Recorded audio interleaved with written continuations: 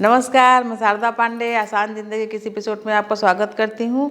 जैसा कि नवरात्रि पर्व शुरू हो गया है, आपको मैं धीरे धीरे करके सभी वीडियो क्रम से दे रही हूँ। आज मैं आपको कन्या पूजन के बारे में बताऊँगी, वीडियो दूँगी। वैसे आसान ज़िंदगी में ढेर सारे वीडियो कलश स्थापना से लेकर जबारा लगाने से लेकर कन्या पूजन से लेकर हवन करके भी दिखाई हूँ, मंत्रोच्चारण के सहित।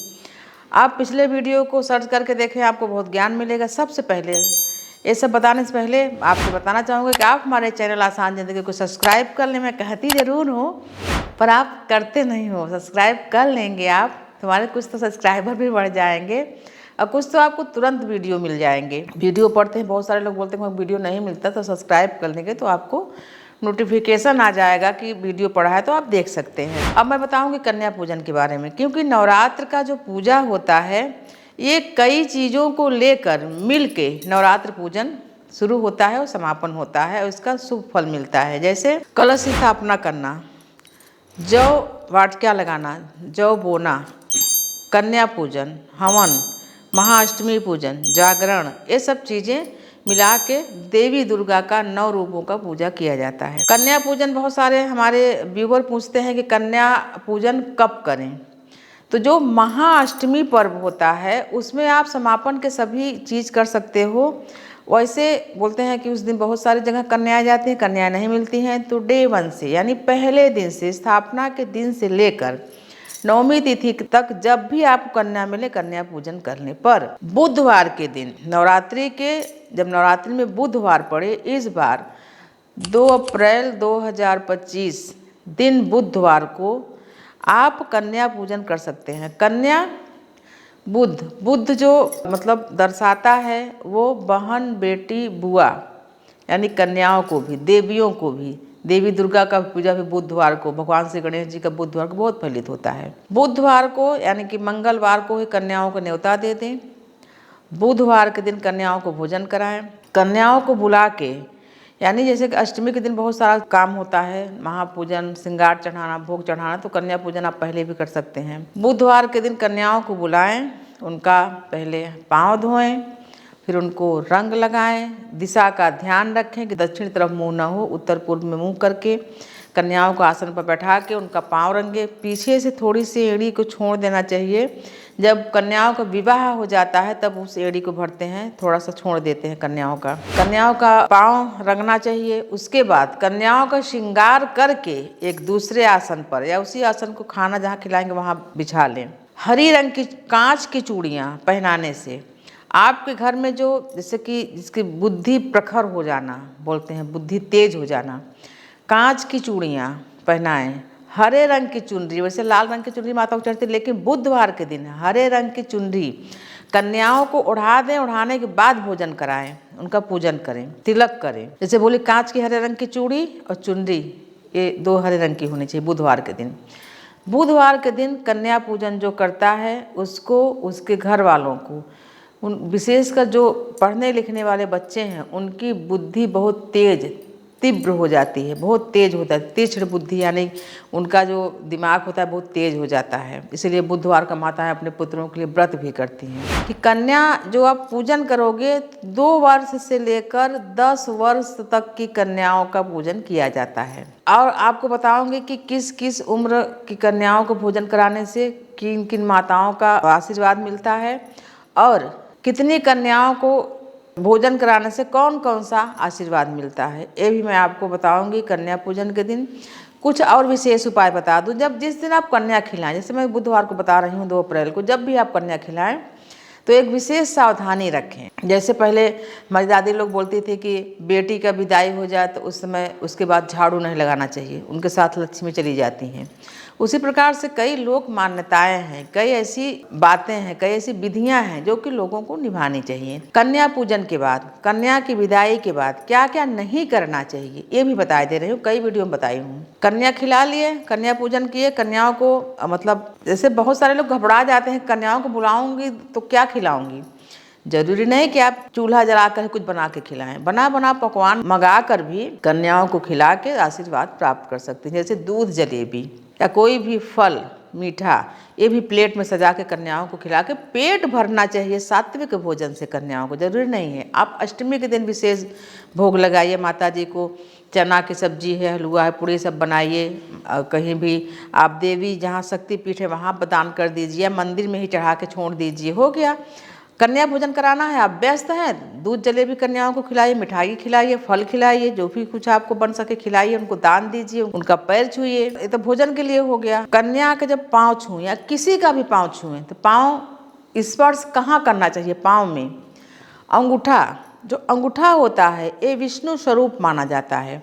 अंगूठे को स्पर्श करते हुए पाँव छूना चाहिए। आजकल के बहुत सारे लोग गिठनियाँ, जो पाँव का दो जोड़ है गिठना, वहाँ पर छू लेते हैं, ऐसे नहीं, पाँव के अंगूठे को स्पर्श करके प्रणाम करना चाहिए। कन्याओं को पूजन करा के दक्षिणा देकर जब उनको विदा कर दें, उसके बाद घर में झाड़ू पोछा चाला उतारना या धोबी को कपड़ा देना या बाल कटवाना, जैसे पुरुष भाई लोग हैं बाल कटवाएं, दाढ़ी बनवाएं, साबुन लगा के नहाएं, विशेष सफाई, बाथरूम आंगन की सफाई, कि चलो बहुत जूठा है, बहुत सारी चीज़ें हैं, साफ़ करो बटोरो, ये सब नहीं। कन्या भोजन कराए, बर्तन को रख लें, जूठा है उसको हाथ से उठा के थोड़ा सा वहाँ साफ कर लें, विशेष सफाई न करें। इससे भी जो घर की जो लक्ष्मी होती है, जो शुभता होती है आपके पुण्य का, वो निकल जाता है घर से। उस दिन ये सब चीज़ें नहीं करनी चाहिए। अब मैं आगे आपको बताऊंगी कि आप कितनी कन्याओं को भोजन कराने से क्या क्या फल मिलता है। जैसे कि मान्यता है कि कन्या एक रहे दो रहे, जितनी भी कन्याएं हों उनके साथ एक बटुक भैरव, जिनको हम लंगूर बोलते हैं, एक लड़का भी, एक बालक भी होना चाहिए। ऐसे कन्या भोजन में मतलब ऐसी मान्यता है कि एक बालक भी होना चाहिए कन्याओं के साथ, जिसको हम आसन लगा के वैसे ही आदर सत्कार करके भोजन करा के उनका भी उसी तरह से पूजन किया जाता है। यानी जैसे कन्याएं जितनी भी हैं तो उनके बीचों बीच, जैसे मान लीजिए कि 4 कन्याएं हैं तो बीचों बीच उस बटुक भैरव को, बालक को बैठा के अगल बगल में दोनों कन्याओं को बैठा दें। इस तरीके से बीचों बीच उनको बैठाते हैं, किनारे किनारे में कन्याएं बैठती हैं थोड़ा गैप करके। तो अब मैं आपको बता रही हूँ कि कितने कन्याओं को भोजन आप करा सकते हैं, उससे क्या फल मिलता है। एक कन्या का पूजन करने से, भोजन कराने से ऐश्वर्य की प्राप्ति होती है। ऐश्वर्य यानी कि मतलब आपके पास भले ही धन कम हो पर आपका रहन सहन खाना पीना एकदम ऐश्वर्य वैभव पूर्ण रहेगा। 2 कन्याओं को भोजन कराने से भोग और मोक्ष की प्राप्ति होती है। भोग यानी जो सांसारिक सुख होता है, सभी प्रकार का, जिस प्रकार का आप सुख की कामना करेंगे उस सुख को जो हम अनुभव करते हैं, जो हम जीते हैं, उसको भोग विलास बोलते हैं। तो भोग और मोक्ष की प्राप्ति होती है अगर हम 2 कन्याओं को अपने घर में बुला के आदर करके भोजन करा के उनका सत्कार करते हैं। तो उसी प्रकार से 3 कन्याओं को अपने घर आमंत्रित करके सत्कार करके भोजन कराने से धर्म, अर्थ और काम की प्राप्ति होती है। यानी आप धार्मिक बने रहोगे, अर्थ यानी जो आमदनी होती है वो बनी रहेगी, और जीवन जीने के लिए जो काम रहता है उसकी भी आपको प्राप्ति हो जाएगी। वैवाहिक जीवन आपका बहुत सुंदर रहेगा। 4 कन्याओं को भोजन कराने से राज्य पद प्राप्त होता है, यानी राज्य के बड़े नेता, बड़े अधिकारी जो राज्य से संबंधित हो। जैसे हमारे योगी मोदी जी भी नवरात्रियों में कन्याओं का पूजन करते हैं, भोजन कराते हैं, चुनरी उठाते हैं, उनका आदर सत्कार करते हैं। 5 कन्याओं का पूजन करके भोजन कराने से विद्या की प्राप्ति होती है। विद्या यानी जो हम अक्षर ज्ञान से लेकर साधारण विद्या, उच्च विद्या, तो विद्या की जो सबसे ऊंची श्रृंखला होती है उसकी प्राप्ति, यानी कि सभी क्षेत्र में, सभी क्षेत्र की जानकारी होना, ऐसी विद्या, ऐसी अद्भुत विद्या की प्राप्ति होती है। अगर व्यक्ति उस चीज़ को चाहे कि हमको इस चीज़ को पाना है तो 5 कन्याओं को विधिवत पूजन करके भोजन कराने से विशिष्ट विद्या की प्राप्ति होती है। तो मैं आपको बता रही हूँ कि कितनी कन्याओं का भोजन कराने से, मतलब जब आप उस कामना को लेकर, यानी हम इस कामना को लेकर कन्याओं को भोजन करा के इस कामना को हम पूर्ण करना चाहते हैं, ऐसी कामना करके कन्या पूजन और भोजन कराना चाहिए। 6 कन्याओं को भोजन कराने से, पूजन करने से 6 प्रकार की सिद्धियां प्राप्त हो सकती हैं। जैसे तमाम लोग अभी जैसे प्रयागराज में बहुत सारे सिद्ध पुरुष, सिद्ध महात्मा साधु मुनि सब लोग जुटे थे। इनके अंदर बहुत प्रकार की सिद्धियां होती हैं। कोई हाथ खड़ा किया है, कोई कुछ भी जैसे भी है, बहुत 50 साल से कोई खड़ा होके मतलब भोजन करता है, सोता, जो भी है। 6 कन्याओं का पूजन करके भोजन कराने से 6 प्रकार की सिद्धियां प्राप्त होती हैं। अगर आप उस क्षेत्र में जाना और रहना चाहते हैं, प्राप्त करना चाहते हैं तो। और इन सब सिद्धियों के, नवरात्रि के लिए बता रही हूँ, इन सब सिद्धियों के लिए जो गुप्त नवरात्रि होती है, 10 महाविद्याओं को जो सिद्ध किया जाता है, वो काफ़ी श्रेष्ठकर रहता है, काफ़ी श्रेष्ठ रहता है। 7 कन्याओं का पूजन करके भोजन करा के राज्य की प्राप्ति होती है। 8 कन्याओं को भोजन करा के पूजन करने से धन संपदा यानी अपार धन संपदा की प्राप्ति होती है। 9 कन्याओं को भोजन कराने से पृथ्वी का प्रभुत्व प्राप्त होता है। जैसे कि पूरे धरती पर कोई एक जैसे महान होते हैं, उनका नाम होता है, उनकी पूरी चर्चा होती है, तो उस प्रकार से वो विख्यात होते हैं। तो आपको मैं कन्याओं के बारे में बता दी हूँ, ये कन्या का पूजन भोजन कराने से क्या क्या फल की प्राप्ति होती है।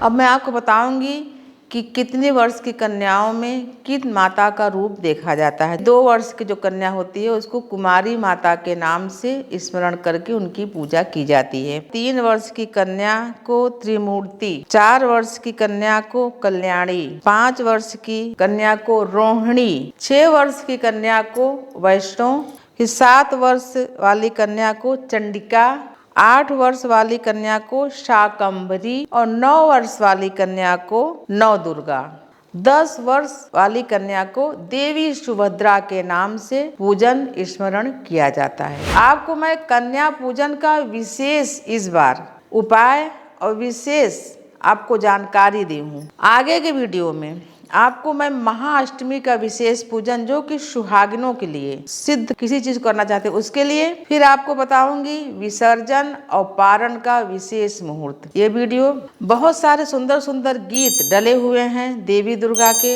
उसको भी आप सर्च करके जरूर देखें। तो मैं आप सभी हमारे जितने व्यूवर हैं, जितने हमारे आसान जिंदगी से जुड़े हुए हैं, सभी को मैं शुभकामनाएं, मंगल कामनाएं दे रही हूँ नवरात्रि पर्व का।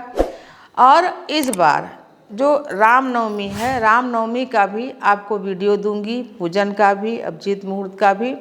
तो आप ऐसे ही हमारे साथ बने रहें, देखते रहें आसान जिंदगी। तब तक के लिए नमस्कार।